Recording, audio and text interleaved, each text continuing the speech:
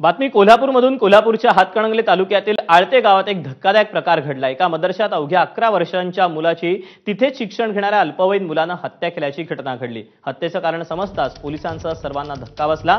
मदरसा बंद पडावा आणि सुट्टी मिळावी म्हणून एका अल्पवयीन मुलाने चक्क विजेचा शॉक देऊन आपल्या मित्राची हत्या केली। मृत्यू झालेल्या मुलाचं नाव फैजान नाजिमा असून तो मूळचा बिहारचा रहिवासी असल्याचं तपासातून समोर आलं।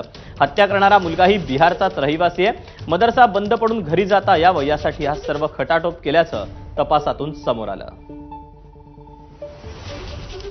1 महीना हुआ था उसका दाखिला लिए हुए, अभी दाखिला हुआ था 1 महीने के बाद, और रात में 11:30 बजे दुर्घटना हुआ है।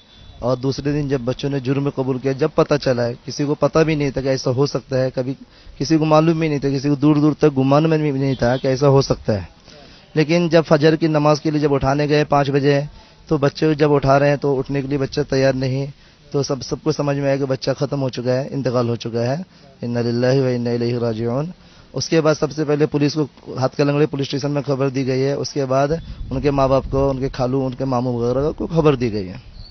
ही घटना घडली, आम्हाला हे 9-9:30 वाजता आम्हाला सकाळी कळालं।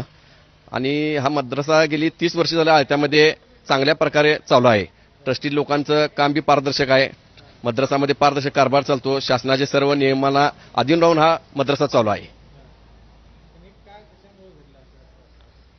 काय तर मुलग्याला काय तर सुट्टी पाहिजे शाळेला जाण्यासाठी करण्यासाठी, पण त्यांनी ट्रस्टीच्या लोकांना किंवा त्यांच्या जे शिक्षक आहेत त्यांना सुद्धा त्यांनी कल्पना दिली नाही।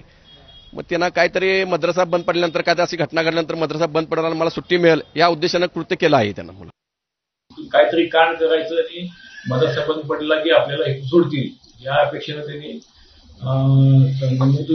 मुलाला रात्री झोपेत 11:15 ते 11:00 दरम्यान इलेक्ट्रिक वायरचा